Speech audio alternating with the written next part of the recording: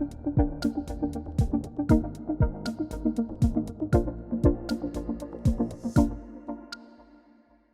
right, welcome to CAUCUS, the after party. New Zealand has voted. We have chosen our 54th Parliament, and there have been a few changes. Now, whether that's kind of the normal change or real change that we were hearing about in the campaign, we're going to get into that during the campaign, during the show. Now, I'm sure that, sadly, our caucus has been slightly affected today. As it stands, we are a little bit depleted. So at the moment, you just get Julian Wilcox here. And Guy and Espiner. Down the line, Guyan is joining us from Nelson. Lisa's not with us today, but don't worry, she hasn't been voted out or anything. She's probably your favourite, to be honest. But she has other commitments right now. Specials are being counted, though, and she may appear back in caucus before the end of the show. It depends whether she can make it here or not. But no promises. This is not a bottom line. But anyway, let's get on with the show, because since we last spoke, this happened. Called Christopher Luxon to congratulate him on National's results. To my family, for everything that you have done for me.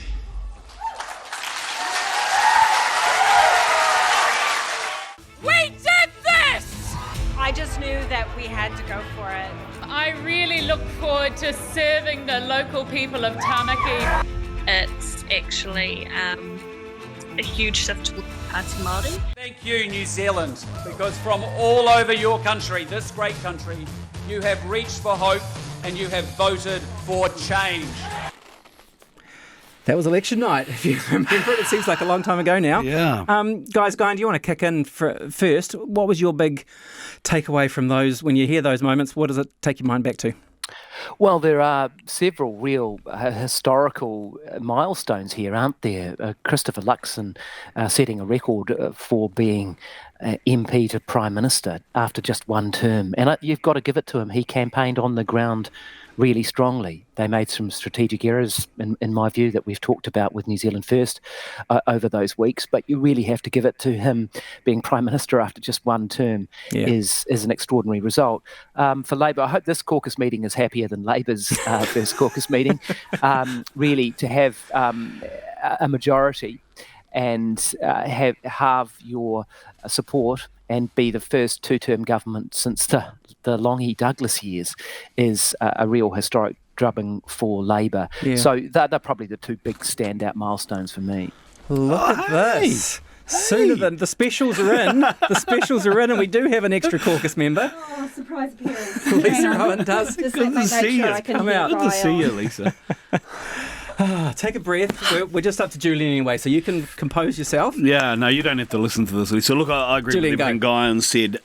It's interesting because I was in Christchurch at the last election and during actually the lockdown 2020-2021. So the impact of the Auckland vote and what happened in Auckland and that coming to pass in the election results is probably something that I underestimated because I wasn't here and didn't feel that as much. The other standout for me, obviously, is some seats that we picked, i.e. Tamaki and Wellington Central, went the way in which we actually talked about. Yes, you got Wellington Central, my friend. I got one. Don't open the envelope yet, because then it's all going to go downhill. I got one right.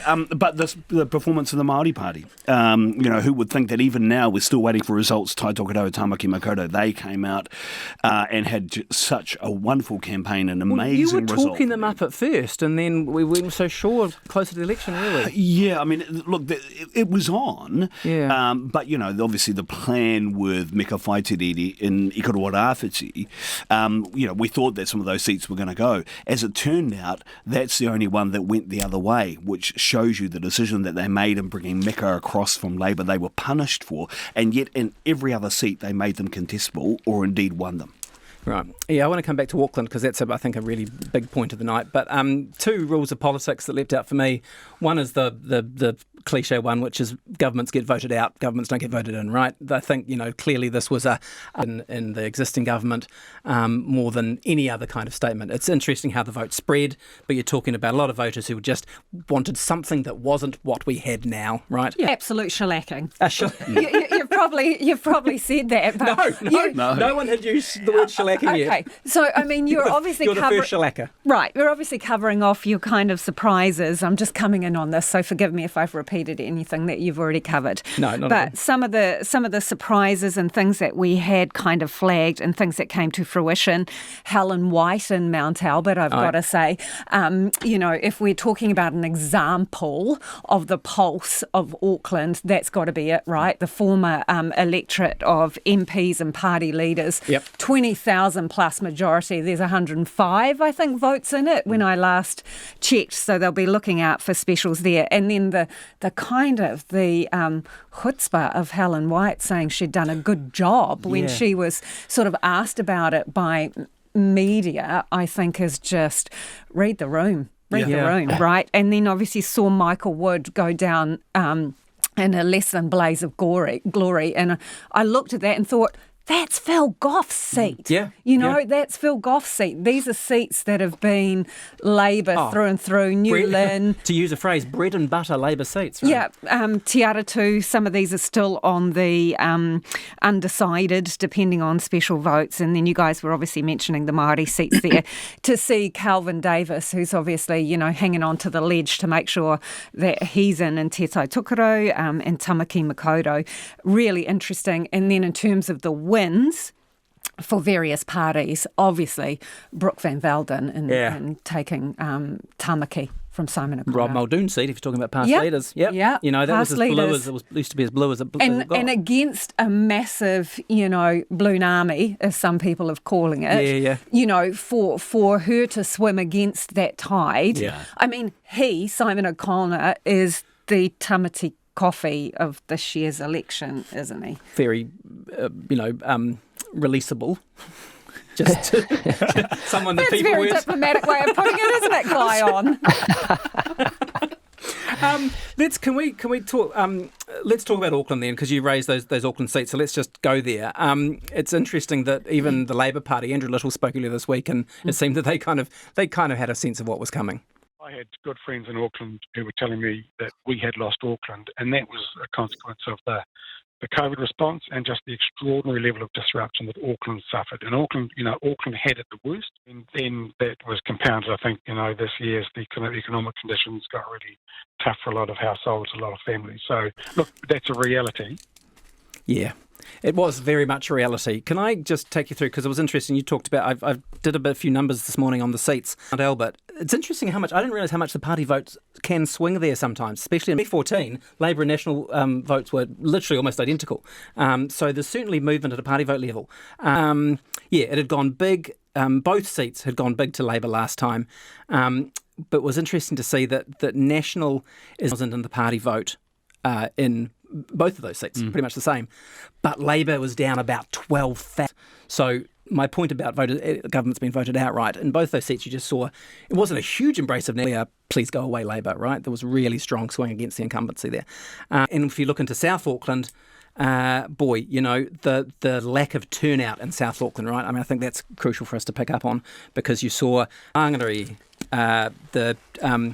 just the voter turnout. Mangere 2017, 28,000 people voted in Mangere.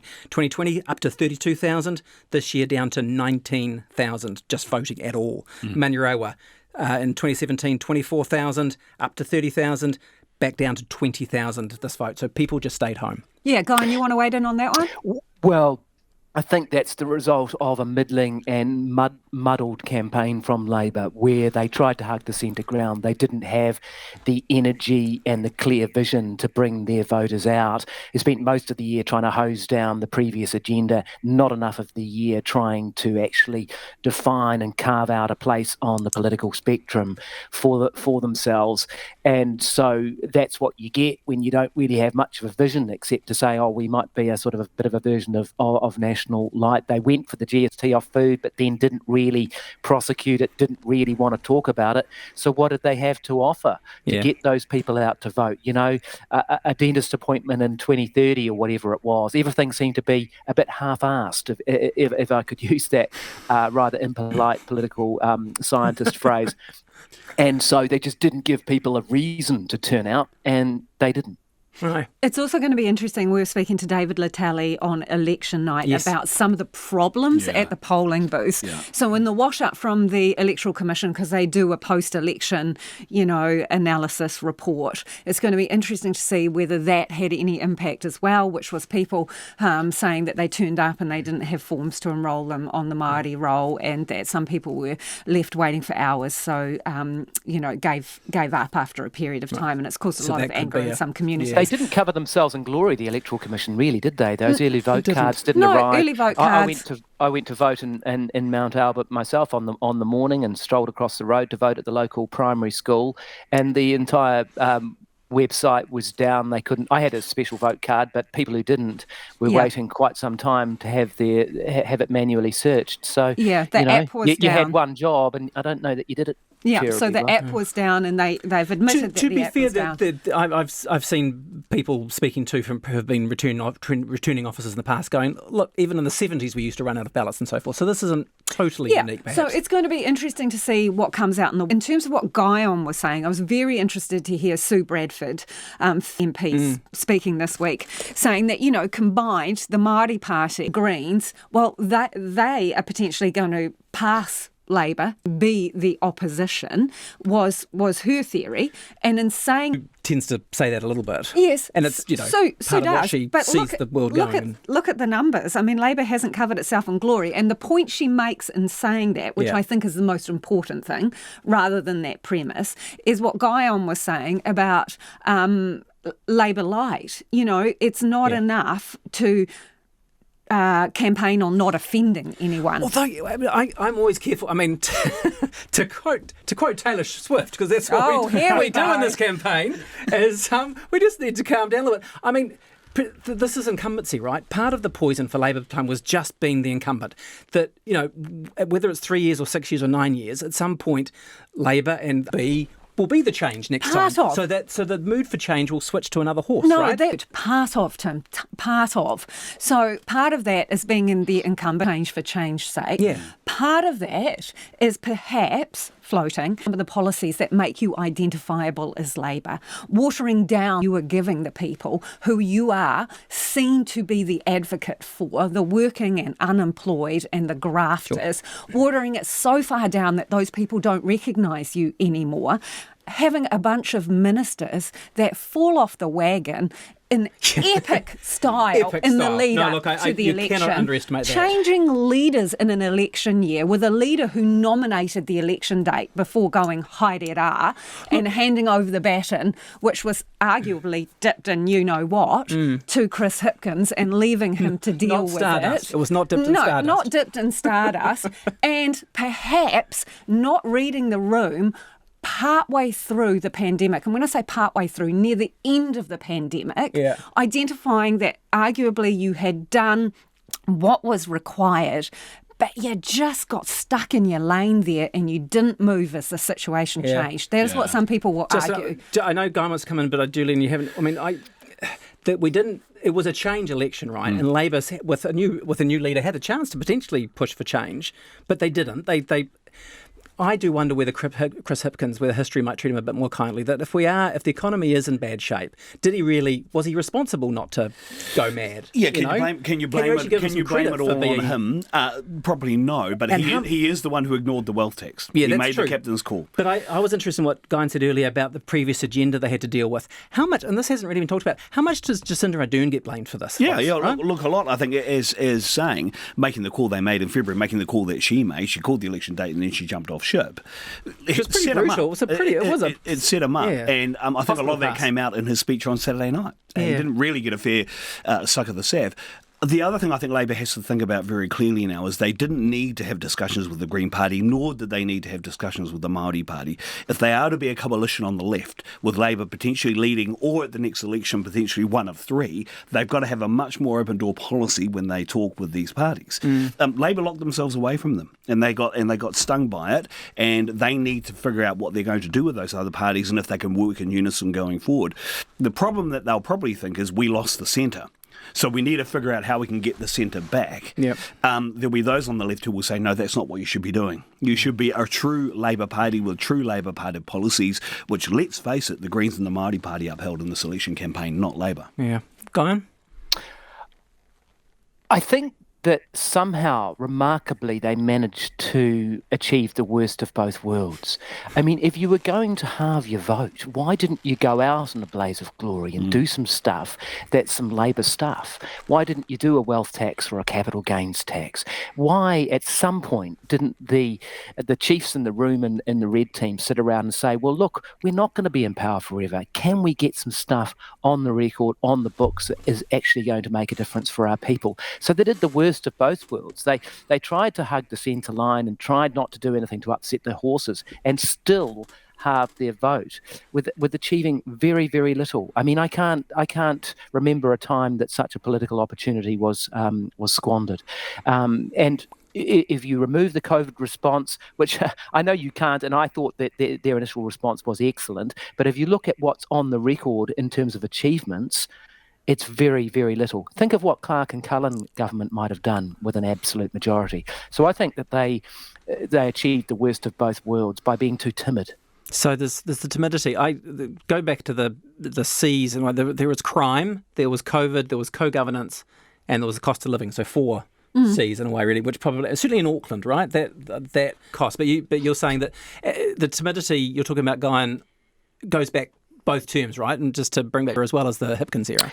Yeah, absolutely. I mean, how long? For those of us, they actually had that Michael Cullen-led tax working group, which gave them a blueprint for what they wanted to do. Now, and okay, then Jacinda Ardern ruled it out under her leadership, but as some of you guys were talking about before, Chris Hipkins had the chance when the baton was passed to him, to actually break out of that mould. And that's, in some ways, I think history will view as the pivotal moment. David Parker and Grant Robertson lining up behind a wealth tax, in fact, doing a lot of work, and cabinet papers are very advanced. And Chris Hipkins from abroad, I can't remember at what far-flung climb he was in at the time, killing the thing dead and really leaving them with nothing to run on.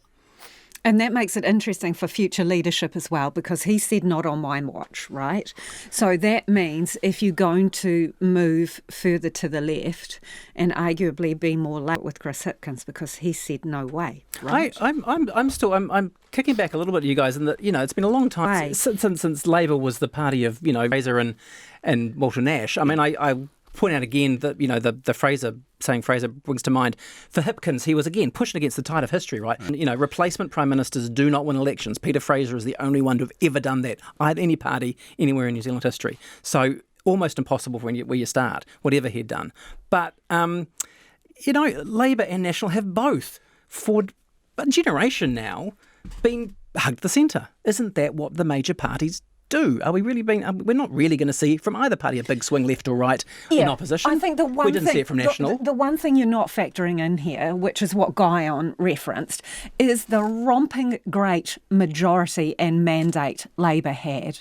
Yeah. So that was the car pie from the voting public to go, full speed. Or it was a thank you very much for saving our lives. I don't know whether they. I mean, yeah. Look, you're right. The political numbers were there. They could have done. They could have done something. It doesn't really matter how you interpret the mandate. You just had an unrivaled and unprecedented ability to make change. Yeah. And in a unicameral situation like New Zealand Parliament, where there's no upper house, you could have done what you like. Now, I'm not suggesting they should have gone crazy, but they must be sitting back there going, wow, we really wasted and squandered a massive opportunity there. No, that's probably true. But so we're left now with a Labour Party that is, looking at wounds and figuring out where to go next, but with still Chris Hipkins as the leader. For now.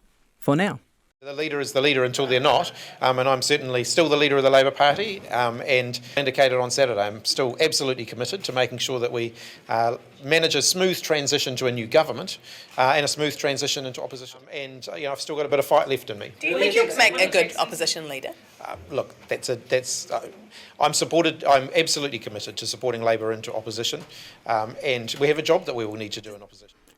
But are there? Yeah, but I actually think he'd be a really good opposition leader. He's got a bit of mongrel in him, and I think we'll see that. But of course, they're not huge on options, is the other problem. No, they're not. So they're going to need a bit of time. They'll want some others to come in and replace people like Andrew Little and others who, after specials might not make it or might think, actually, I've got to give someone else a go. But I think he'd be a good opposition leader, and they want him to buy time, right? They want him to give him a couple of months just to take a breath and see what happens. So I think he could be effective there, and it'll give time for others to canvass opinion and say whether or not they should go for it or not. And I think that would be a good thing. The problem they've got, I think, is, this is someone, as Lisa said, who turned things down and said under his leadership they're not going to happen. So eventually I don't think he's going to be there at the next election.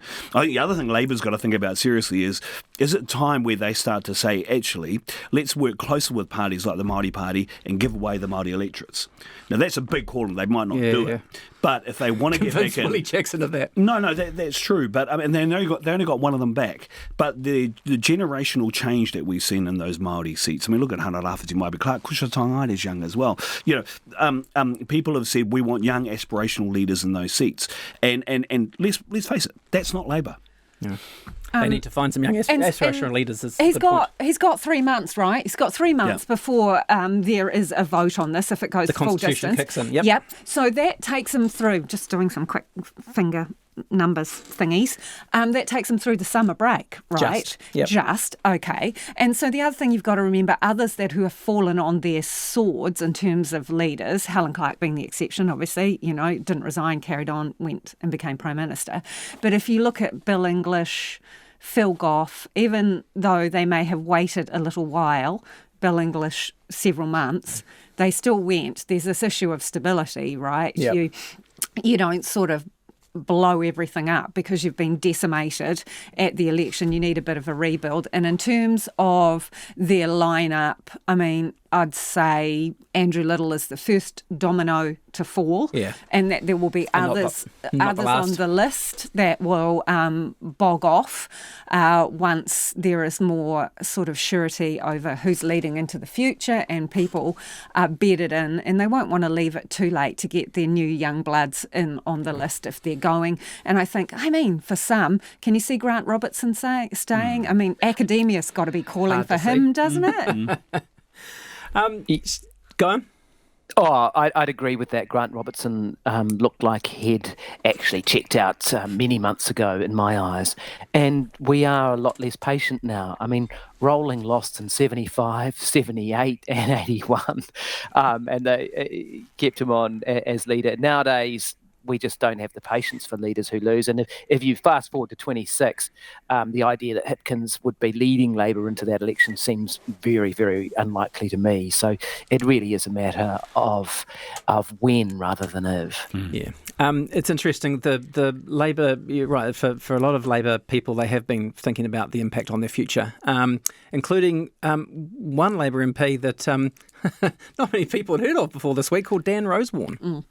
The biggest thing for me was, going to the Koro Club and then the red lights of doom go off because your Koro Club's been cancelled.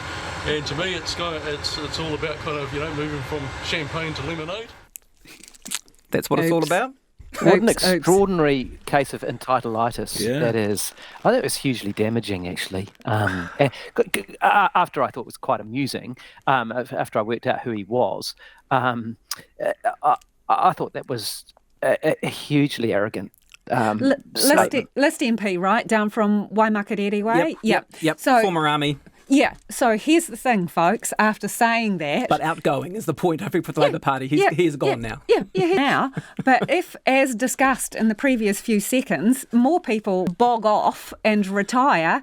Da-doing. I'm not sure he could be back. He's still queuing at the Koru Lounge. He's on the cusp for getting back into the Koru Lounge. Anyway. Here you go. Let's move on to some other parties, because I think, look, as we said, it's governments that lose these kind of elections. So I think Labour was worth that good discussion. But let's look at others. National obviously rode a wave of change. They made a good case for what the kind of change they wanted to see, and obviously connected with people. What do you...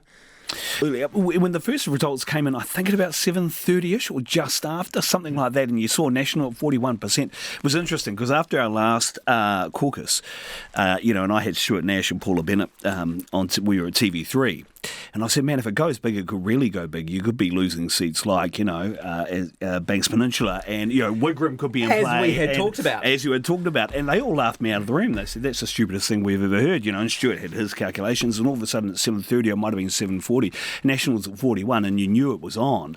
And then everything just went blue, and I don't like the blue army phrase, but anyway, I've just used it, so there you go. Stop it. But as those results come in, and it came down a little bit, but as that came in, everything just started getting thrown up with blue, with the colour blue. And you're right. I don't think National, at the end of it, had a good campaign. That last 2 weeks I thought was messy. The holes came out and everything else. But we talked about that it had been baked in. And it well and truly baked in. And the other thing I noticed, I voted in Mount Albert as well, and it was huge. It was a big turnout in the booth that I was in. And I wonder if this is people getting out and wanting that change because they've been motivated by wanting that change of government. And it turned out that way in Mount Albert. Although Mount Albert voted 7,700 votes for National last election, 9,300 this election. Hardly General a huge. roll? Yeah. General Roll. right. So hardly huge. Yeah, the thing that I find really interesting is obviously they won a ton of electorates, right?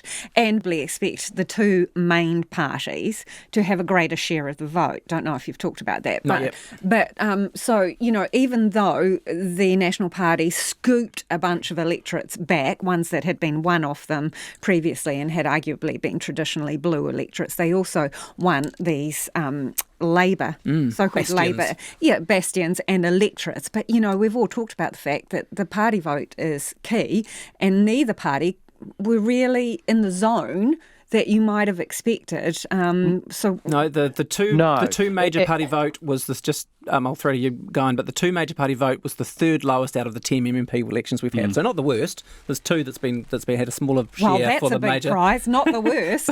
but the two major parties did third lowest out of the 10 we've had. Yeah, that's interesting. And National at just under 39 is where they sit now, isn't it, percentage-wise? Yeah. That's about really as low as you can go and still lead the government. To be fair, Labour got 37 in 2017. So, to National's 44. So, and obviously really did rely on Winston Peters. So they... Look, it is a win for obviously for National, and Christopher Luxon is the incoming Prime Minister, but it isn't a real resounding win, is it? At 38, 39%, that's about as low as you can go and still lead the government. So they would have been far happier in those early hours of the count when they were up to 42, weren't they? They were sitting around 41, 42, and then you watched it drop away, and they may well lose a seat or two. They lost 2 seats on the specials in 2017.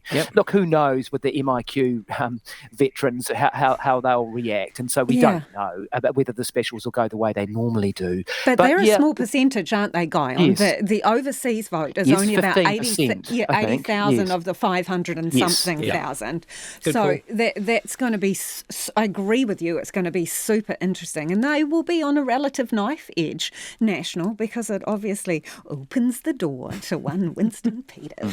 I think the door's wide open to that. I think that they know that because, as we've talked about before, a one-seat majority, they've got 61 out of 121 Parliament at the moment. Technically, you could go to the Governor-General and say, here's my government. But we know that some MPs are stupid and some MPs do stupid things. No. And so you get people who drive cars drunk, who forget to sell shares or whatever it is, and they get sacked, and you have to have a by-election. And if you lose that, then there's a humiliation of having to go to the Governor-General, or worse at that point, having to go to Winston Peters and seeing the political inflation of your deal go up fourfold because he could ask for anything he likes. So if they're being sensible, which I think they are, they have to accept now that we need Winston, and they have to deal with him as such. So what will the nature of those negotiations be now? Because if you're Winston, you just sit there and go, well, what's the point in us talking? We're going to wait for special votes and see how much you need us by, and then my leverage goes up. He always talks about waiting for the special votes, does Winston, and for that exact reason. Your value and the special votes tell you your value, don't they, in various terms. You don't want to go too early and undersell yourself. And I suppose in terms of that, how do the talks go? Well, apparently they go like mergers and acquisitions. Yes, that was very interesting, wasn't it? It was. Let's have a listen to what Christopher Luxon said the day after the election. What we've made sure is that we have good alignment and good chemistry. And I think, when I've done a lot of mergers and acquisitions and I've done a lot of negotiations, getting the chemistry and getting the relationship right is the platform and the foundation for actually then being able to work your way through the transactional issues. And so, that's what our conversations have been about.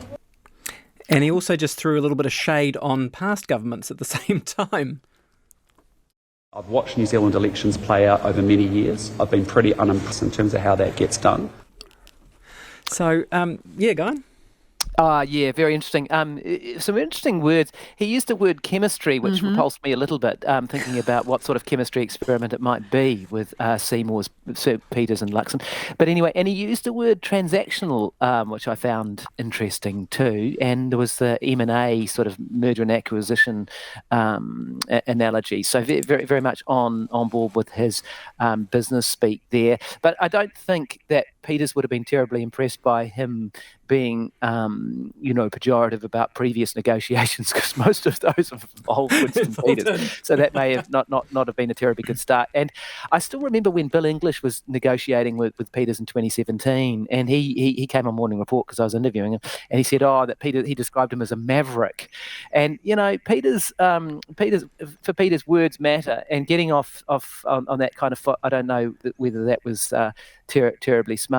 But it's a frustrating time for Luxon, isn't it? Because he's the incoming Prime Minister. He wants to get moving. You can see all that Energizer Bunny vibe coming off him.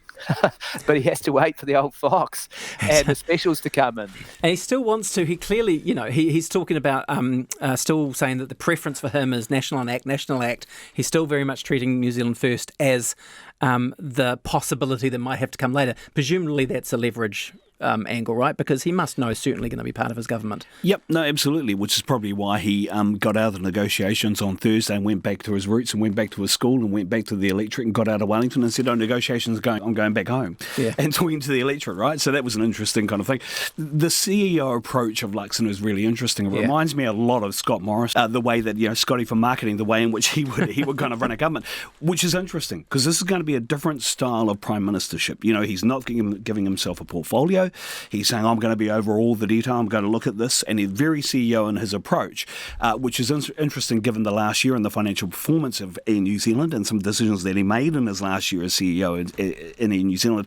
I think that's going to be different for a lot of people to get used to. I do. I think, and we've discussed about this between us off air at various times, but I don't think the business world and the political world are as similar as people make it out, right? That you don't have the kind of a chief executive has real power, and who they often pick themselves, and is very well briefed and very focused on what they want to be focused on. Back to events, dear boy, events. You've got a mishmash of cabinet ministers with all kinds of different ambitions, let alone other parties who are there to actually break you down. It's just such a different environment, isn't it, Lisa?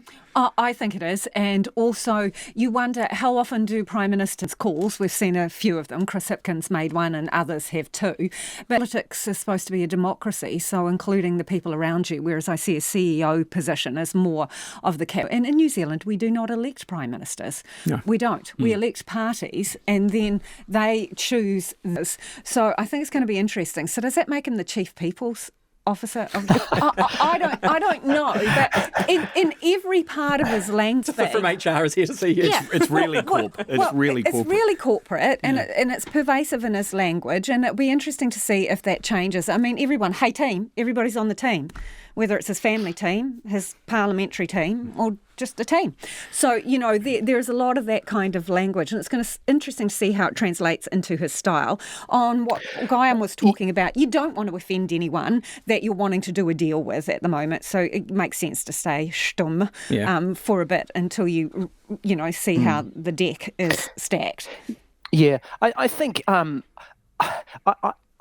a little bit more open to the idea that there are a lot of transferable skills from business into politics. Not totally, and I hear what you guys are saying, but there are quite a few skills in leadership which would be transferable, and I think you saw that to a degree with John Key, who, no matter what you think of him, was a pretty successful Prime Minister. Also, on the corporate speak, it rubs me up the wrong way because I live my life in words, and I that it jars with me to some degree. But I think it could well work for him if that's combined with getting results. If New Zealand can't be one or the other, though. Yes, that's right. It's going to really great if the corporate speak is combined with failing results. Look, but if he gets results and he sets targets and he moves quickly, people might snigger a little bit at the jargon and the business stuff. But if they see this guy who's coming in and getting things done, as he likes to say, if they see those results, then I think it could work. Look, I agree with that because the perception that they did really well in opposition national was to paint Labour as in government as a party of failing to deliver, which is not an unreasonable picture that they painted. And so if he can turn that around, can we just play the clip? Because this is, we're going to open the envelopes in just a second because we're going to have to go any moment. But can we just play this clearly laid out where I thought Luxon is taking us in this next term when he was talking on ZB this week?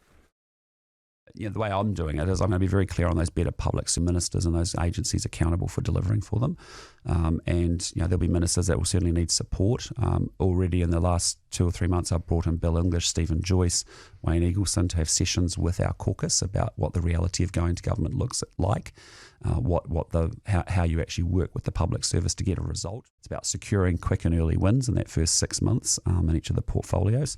I think realistically you get to go with the 2 or 3 big structural strategic things for the rest of the term and get those away and implemented well, and then you set up again.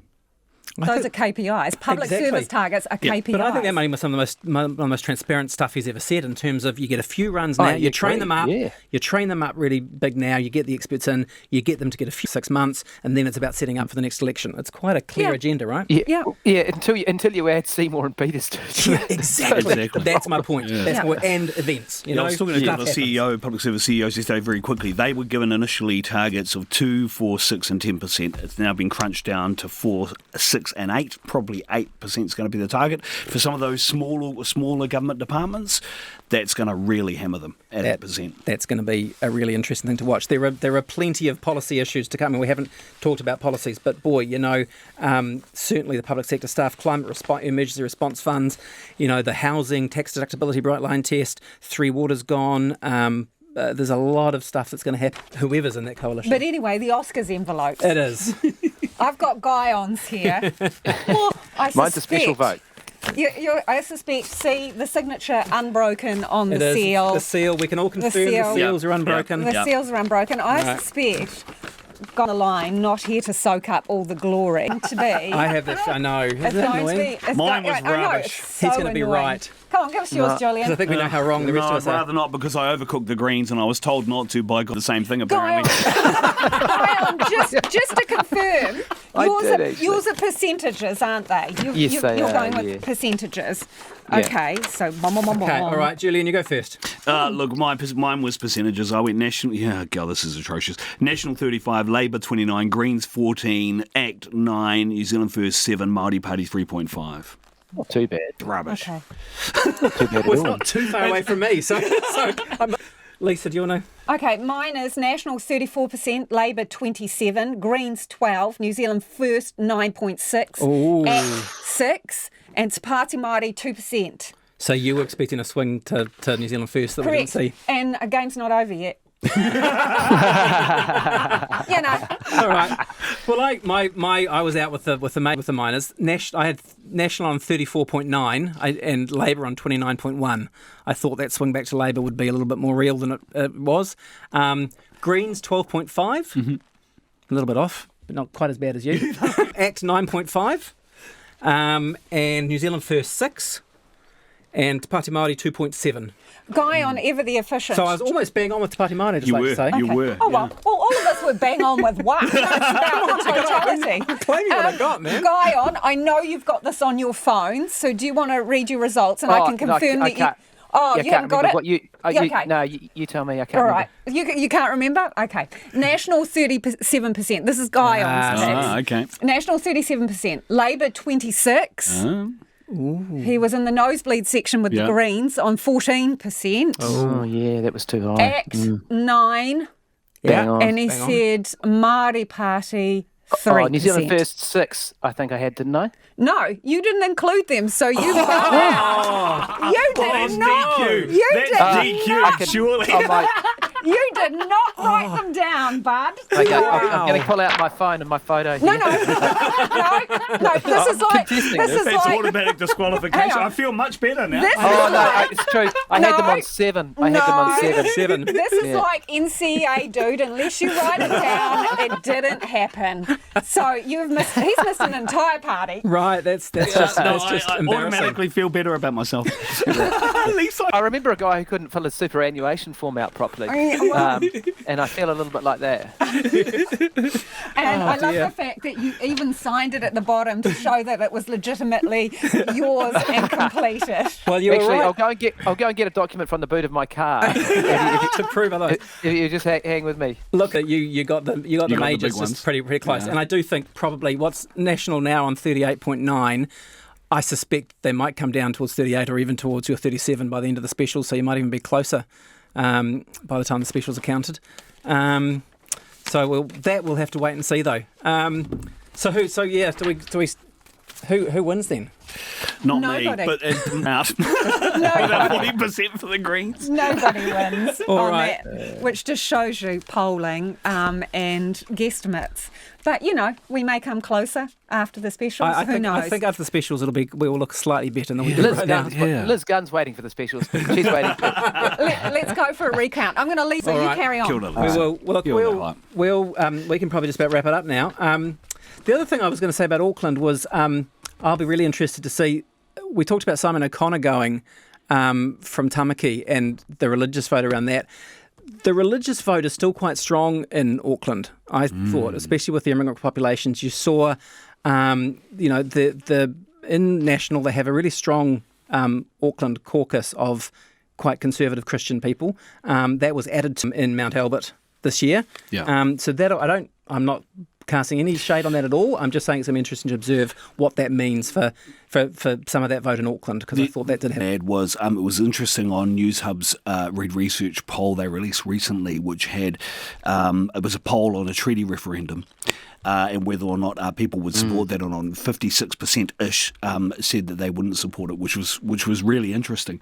ACT still wants to get this thing going, and it sounds like that the Prime Minister, the new Prime Minister, is trying to keep it, not necessarily take it off the table anymore, which is interesting because that's not what he was saying during the campaign.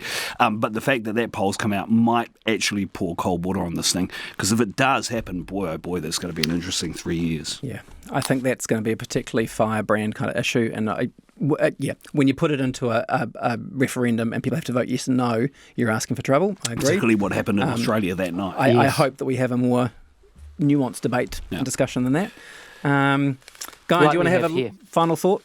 Like we have here. No, I would agree with Julian and yourself on that. I think it could be very destructive for New Zealand and very destructive for Chris Luxon. I mean, it could derail a whole bunch of other stuff and really take over if they allow ACT to push ahead with this. And then you'd have Peters trying to outmuscle ACT on it as well. And I think, Kiwi who responded to that poll is just saying, well, look, this isn't an issue that we want to die on a hill for, that we don't want to tear ourselves apart. For what? What's the best case scenario? Like, what's the win here? I mean, what's the win that ACT sees? Are we going? ACT sees protection of democracy, right? They say it as an existential democratic. How would you frame the question? Exactly. God help us. So what? So what are we going to say? We couldn't even get a good question over a flag, right? How would you actually make a question? Should we? What's the yes or no question? This is a massive, nuanced, complex discussion that is always evolving. How can you boil it down to a yes/no question? And so, I don't know what a win looks like. And so, hopefully, it was a campaign tactic and will be relinquished. And ACT can say, "Oh, sounds like he's not giving up." No, every interview I've seen with David Seymour in this past week, he keeps mentioning it. So look, to him, I think, in all sincerity, he believes it as a we must save democracy thing. That's a position that he can take. I can't see it being constructive for the national-led government. No, be careful what you wish for, eh? The other thing I'm interested in is going to be the superannuation debate, because someone has to lose. Yep. Someone has to lose there within the government and even within opposition, because you've got every party just about has a different position. So who actually has the power to say this is where we're going with super is going to be really interesting.